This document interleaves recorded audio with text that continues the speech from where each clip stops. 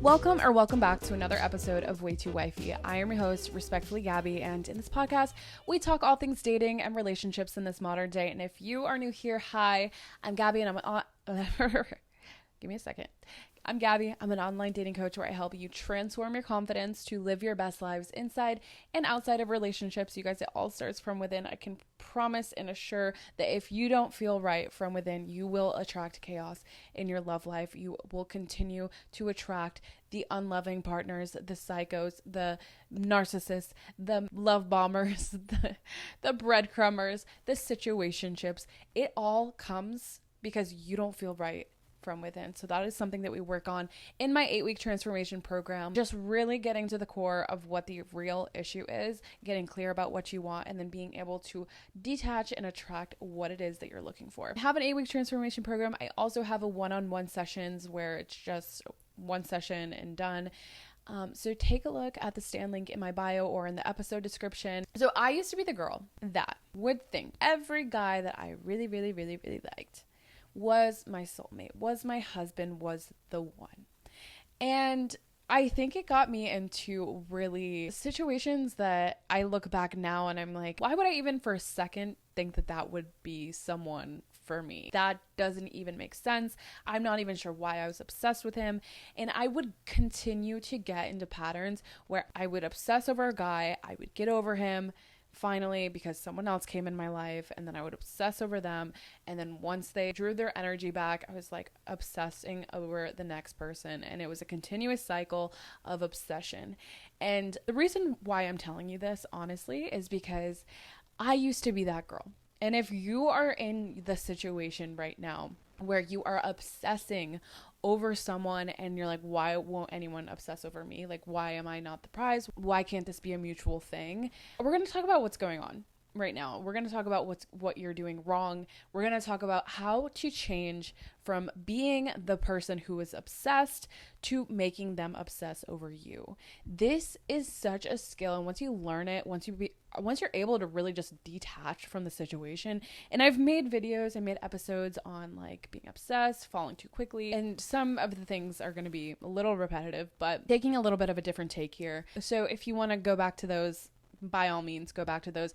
But how do we go from being the person who is absolutely head over heels, and then more than likely, more often than not, drawing that person away before they even had a chance to really get to know the real you, and them being so turned off and put off that they're like, I can't do this anymore. I'm not gonna even lie to you guys. I used to be the type of person who would find someone and then convince myself that they were my person. Like, I would pull, like, a lot of these things would be an absolute stretch, I'm not gonna lie, of like, oh, well, this happened, so it must be fated. Or like, oh, he has the same birthday as my best friend from middle school. Grandpas have the same name. Or like, oh, we met under these like crazy circumstances, like he must be the right one. And I would tell myself these things in order to confirm that this must be my person. And so I would pour all of my energy into thinking that this was my person, and single-handedly like shutting off all of my other options.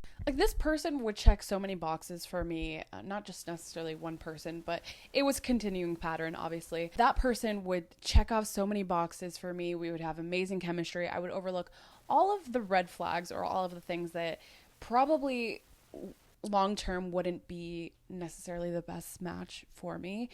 And I would tell myself, I would get into these like fake commitments to this person, like I must stay loyal to this person because I don't want them to think that I'm dating anyone else. I don't want them to think that I'm shopping around. Like, I want them to know that I am all in on this. And meanwhile, it's been a week, maybe 2 weeks of us talking or us getting to know each other, and I'm locked the fuck in. Meanwhile, they're probably dating, talking to so many other people, that I'm over here being fucking delusional, thinking that this person is my soulmate. Now, more often than not, I would get into these situations and they would fizzle out way quicker than I got into them, and I would be able to just pick myself up and walk away and be like, all right, well, that was fun while it lasted. But then there's that like small percentage where I'm like, actually, I'm really fucking hurt by this because I'm so attached to this person, and I really deep down thought that they were everything for me, that they were it for me. And it would leave me absolutely mind fucked for months on end, thinking about this person constantly and ruminating over the idea of having this person or waiting for them to come back, watching these tarot videos, hoping that maybe he'll come back into my life sometime. But I'm lying to myself in these situations because I know deep down, like, they've chose to walk away. At that point, I should have picked myself up and walked away from this person, right? But I would be stuck and almost jaded of like putting myself back out there because I still have this idea that this person is going to come back. So I'm still blocking myself off, playing loyal girlfriend to this person that wants nothing to do with me. And I think a lot of people fall into this. I know so many friends that fall into this categories. I know I work with a lot of clients that fall into this category. And honestly, I think a lot of times we actually lie to ourselves, telling ourselves, well, I'm old school. I only want to commit to one person. I only see myself with this person. So why would I entertain other people? Like, that's just not right. But the second that you close yourself off, especially really in the early phases of dating, the second that you close yourself off, that person can feel that. Gives this space of like, well, you didn't really have to work that hard to be the center of this person's life. So why would that person appreciate you? You aren't acting like the prize here. So why would they treat you as if you were the prize? I think at one point or another, I really just got tired of this happening over and over and over again. And I'm like, I can't deal with another situation where I'm absolutely obsessed and like head over heels for someone, and then they take away their energy and I just am left feeling like shit. So I really had to take a step back. I'm like, what's going on here? And then I realized what was really happening was that, well, two things. I wasn't setting the appropriate boundaries with that person or myself, right? And I was allowing that other person to be the center of my universe. Like, I really was just okay with this person being the sole focus of my life. I was giving them that power. I was giving them that energy when really they had absolutely no right to be the center of my world. Like, there's still things that I need to do with my life. I need to take care of myself first, because when you cut off your own oxygen to help someone else, you are left suffocated and will literally die, you guys. Not to be that dramatic, but when you are giving all of your energy and all of your focus to someone else, especially in the early stages of the relationship, they're like, wait a minute, this is way too much. Why are you so willing to put in all of this energy towards me? Like, that's making me run so far away from you, because I can't even really trust that you have a good relationship with yourself. And the fact that you're pouring so much into me is a little alarming. That is usually the reason why in these situations, that when you get so obsessed and so attached to someone so quickly, they're running the opposite direction, because they're like, okay, this is too fucking much. And I feel suffocated, and I feel like there's a lot of pressure on this relationship now that I didn't necessarily want or need in my life. And then another fact of this is that I had this scarce mentality that every single person that I really, really, really liked, I thought very highly of, that I thought was going to be my person, every single time I fell into this obsessive pattern, I would think to myself, like, I'm never going to find this again. And when I fell into that pattern of like this scarce mentality, it made me put so much more of a focus onto that person, because I thought that I would literally never find someone as good as this person again, when in reality, there's so many great people out there that we haven't met yet, that are going to absolutely change our lives. And I think that's such a beautiful thought and feeling to have. It's like, there's people out there that are literally, that you haven't met yet, that are going to absolutely change your life. Like, that is a mind-blowing thought. Leaning more into that thought, like, I haven't met everyone that I'm supposed to meet yet. I haven't lived my best day on earth yet. Like, these thoughts keep life interesting, and they keep you optimistic of what's to come. So I really just started like changing my mindset of I'm never going to find this again, to there's so many options out there for me. Yes, I do think, let me just stop right there, because as soon as I said that, I'm like, I don't want people to think like there are so many options out there that I cannot choose a single person. And I think that's a lot of people's problems nowadays, is they're hopping around thinking they're going to find better, but in reality, like, no one's going to fit every single one of your boxes. So that's just a sidebar. But how do you change that around to now get them to obsess with you? I have a couple tools that you can use that might help here. What I also realized is that when you're the type of person to obsess over someone else, there's something internally that you are neglecting. Because when you are like, I know this now because I've gotten to this point where I can like someone a lot, but I'm not obsessing over them. And I'm not like, oh my God, they're my one and only. Like, this is the only thing. Like, I can detach from a situation very quickly. I can have feelings for someone, but be able to not look at it like, this has to be it. This has to be my person. This is the only person for me. I'm not saying that your feelings aren't going to get hurt here, because if that person does walk away, of course, you're going to feel some type of way sometimes. I do think that when you are the type of person to obsess over someone, internally, there's something going on that's not stable. And this isn't a bad thing. And yes, you can work towards healing, but I truly, now that I've gotten to the other side of this, I really do believe that when you are a healed person and you're very self-assured, you don't look for that on the outside. You don't look for that from other people. A lot of the reasons why we're obsessing over someone else is because they have something that we want, which is self-assuredness. Like, usually the type of people that anyway I would obsess over is the type of person that stuck to their own routines, that stuck to their promises to themselves, the people that were just sure and taking care of their own needs and lives first. That is something that I absolutely clung to in every guy, because he was just so independent. I think a lot of me craved that within myself. So I would obsess over these guys that had that self-love for themselves, or like at least took care of their own needs and like focused on their own lives. And really because they weren't attached to any situation, but it really just came down to they were stable in themselves, and I craved that. It wasn't until I completely shifted, really started focusing on my own needs, my own life, setting boundaries where they needed to be set. It wasn't until that moment that I stopped hyperfixating on these guys. I completely cut that shit real quick, and it was a natural progression. It wasn't necessarily like I thought one day, like, okay, I'm going to stop doing this. But it really was like more so focused on like, what do I need? What is going to make me happy? How am I going to live my life? What do I want out of my life? And started asking myself these questions instead of pouring my energy into someone else because they had it all going on. Usually someone is the reacher or the chaser or whatever you want to call it. And then the other person is the tree, the stable grounding force. They're not going to sway all the way back and forth. They're stable. They know what they want. The other person is doing all of the reaching. They're doing the chasing. They are obsessing over you. So what you need to get to is that stable grounding force within yourself in order for you to attract and have people obsess over you.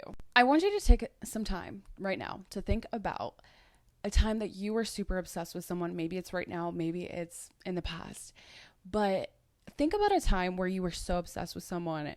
What was it about that person that you were so obsessed over? Because chances are they really weren't that special. It was probably you that was making them special. And I think one of the qualities, which by the way, this is one of the tools to make yourself a little bit more desirable. People think that scarcity is desirable. So the more scarce you come off as, the more desirable someone is going to think of you as. So if you're giving all of your time, all of your attention to this person, they're not going to value you as much as they would as if you had your own life, you had your own things going on, you had your own plans, maybe didn't talk to them 24/7, you didn't text them 24/7.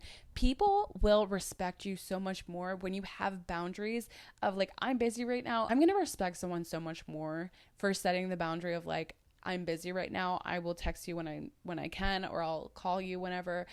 I'm respecting that person so much more than the person who is texting me all the time, because I know that I can get that whenever. And I'm not saying that that's necessarily a bad thing. Again, if you have questions on the texting, I do have another podcast episode of Is he just a bad texter, or is he not interested? Something along those lines. Anyway, go back and find it. But genuinely, if you're giving this person all of you, there's no mystery, there's no draw towards you. You got to give that little bit of space for them to desire you. That little bit of space is going to go a long way. And you're probably thinking like, well, how much space should I be giving? What should I be doing? Just have your own life is what it comes down to. Have your own things going on. You don't need to text back immediately all the time. If you do, it's not like a huge deal, right? Like there's got to be some steady flow of communication some way, but it shouldn't be all the time. Like you shouldn't be waiting on his beck and call for him to text you back or for him to call you back, or like, what is he doing? What is he up to? No, there's none of that, because you're busy with your own life, taking care of your own needs and setting boundaries where you need to. I'm not going to pour myself into you when there's still things that I need to work on. There's still things that I need to do during my day in order to make myself happy first and foremost. So that is number one of the tools you can use to become more desirable and more have them obsess over you a little bit more, is just creating that little bit of space. And I'm not saying playing games. Okay, that is the furthest thing that I'm saying. Not everything is so calculated. And at the end of the day, you're going to want to be yourself, but show up as the best version of yourself, meaning you have your own life. You have your own things in play. You're not going to get rid of your own life, your own needs, your own time to make space for someone who has just entered your life, is what I'm saying. It's not a clear-cut answer, right? But give a little bit of space for them to desire you. And don't be up their ass at all times, okay? You have your own things going on. Tip number 2 to becoming more desirable and making them obsess over you instead of the opposite. Just thought about this actually. Recently went on a date with this guy, and the date was so good. And I honestly, sometimes I think I just need to stop drinking on dates, because I just had a really good time. And I don't know if it's just because I'm a good time. The banter was there. The chat was there. Like, we had a really good time on this date. Thinking about it after the fact, I'm like, why did I have such a good time? Why was I so drawn to him on this date? And really, it was because he asked so many questions to really get to know me at the end of the day. He always put the focus back on me. And I didn't think about this until after the fact, but I talked a lot about myself. And typically on dates, I don't really talk a lot about myself. I really try to, there's a certain ebb and flow that you got to play with. I'm going to be asking a lot of questions. You're going to be asking a lot of questions. It's a ping pong conversation. I noticed that he would always turn the conversation back on me. I would ask like a question, and he would give me like a shorter answer and then flip it back on me and then like make everything about me. And I'm like, which is nice. Like, it's really nice of him, but I'm like, I don't feel like I know anything about him. It left this bit of mystery of like, I have so many questions, like I want to get to know him. He put me in a position where I was talking about myself, so I felt good on the date. So the tip here is that you want to be in the better position here. You already know everything about yourself. You already, I'm sure, can talk about yourself for hours, but you're going on a date, like use it as a time to get to know the other person, and not necessarily an interview, like not necessarily interview this person, but you want to get to know them and actually be genuinely curious and interested in their lives and their stories and whatever they have to say, because at the end of the day, that person's going to remember how you made them feel. And if you're so curious and interested in their lives, a lot of people are terrible at listening these days, honestly. So if you're the type of person that like will sit down, can listen to them talk about themselves and what they're interested in, they're going to have a really great experience from that date. Again, it should be a ping pong back and forth question. You ask a question, I ask a question. If you really like this person, be interested and intrigued by what they have to say. And then you might be like, but Gabby, I did do that and we had an amazing time. We had amazing connection. And then all of a sudden he started to pull away. Like, what's that all about? And yes, you guys, this is what I'm talking about. This might happen. But the reason why someone's pulling away, especially men, the reason why men are pulling away is because it got too serious too quickly. Something scared him, or something fell off. It's because you're taking the situation way too seriously. You probably at that point have attached yourself to this person and have decided in your mind that this is it. And the other person can feel that, by the way. The second that you're like, this needs to happen, the other person will feel like they're being suffocated. And it's not necessarily things that you say all the time, but it's how you're acting, it's how you carry yourself, it's the things that you say too, but it's much more than that. I told him I didn't want a relationship, but if you're acting like he has to text you back, oh, you said that you didn't care if it was a relationship or not, but yet you're telling him that he needs to text you back at certain times, and like, oh, like, what, where have you been, and questioning him, it's already, you're taking it way too seriously. I think the more that you can put them at ease, like, it's all good, it's all good, like keeping things light, that person is going to feel much more comfortable in your presence than with the person who's going to nag them and be like, well, why haven't you done this? You're taking it way too seriously. So taking a step back and just like allowing the space of like, oh, just like flirty little fun remarks. Again, say what you want, say what you need, but don't take it so seriously. There's actually this video that I'm obsessed with. I think it's hilarious. And she's like, and it's of a girl on a first date, and she's like, I want my eggs cracked, I want my last name dropped, I am not playing with you. If you're on the date with that kind of energy, you guys, he's gonna run so far away, because he's like, okay, guys, you have to understand, guys aren't thinking that far ahead. They're thinking, do I like this girl? Would I put her in the relationship box or not? Or do I just want to hook up with her? Like, it's very simple, clean cut. It's not like, what are our kids going to be like? What would our marriage be like? Guys are not thinking that far ahead. And I know in your head, you're probably thinking, oh, well, like the white picket fence, and like our kids are already named. We're going to have a boy and a girl and whatever. I get that you're in your mind like that. And that's where you need to draw the line. Okay. You need to set some boundaries with yourself and treat them like your cousin before you attach yourself, because the more that you treat this person like your cousin or like your friend, the more at ease and the more light you're going to be able to keep the relationship. In the beginning, at least, you want to treat this person like your cousin until they are absolutely sure about you and want to lock it down with you. I'm not saying like don't display any type of affection towards this person, but treat them like your cousin, like your buddy, like your bestie, and just be yourself. Keep it light. It doesn't have to be that serious. Not everyone that you go on a date with is going to be someone that you marry. And the more that you can keep it light, the more safe he's going to feel in your energy, because he's not feeling like, oh my God, she wants to suffocate me the very first date, and that she wants me to like have her kids. Like, you might not even feel like you're putting off that energy, but if he feels that way in your energy, he's gonna run the other way, and you could be like, what just happened? Like, I thought everything was cool. But if you're giving a very intense, like, it has to happen, you guys, he's gonna run away. Okay, so keeping things light is actually so important. The lighter you keep things, especially in the beginning, and like as time rolls on, you can, make it a little bit more serious. But in the beginning, the more light you can keep things, the more obsessed he's going to be with you. But that is it for this week's episode. I hope that you enjoyed, and I hope that you got something out of this. And if you could please hit that subscribe button so you'll never miss another episode. Turn on your bell notifications if you're watching this on YouTube, and leave that 5-star rating if you're watching this on Apple Podcasts, Spotify, wherever. Please leave that 5-star rating. It does help me significantly get the word out there. So I appreciate you for listening. You could be anywhere else, but you chose to listen to this podcast. So for that, I am very thankful. And I will talk to you all next Tuesday.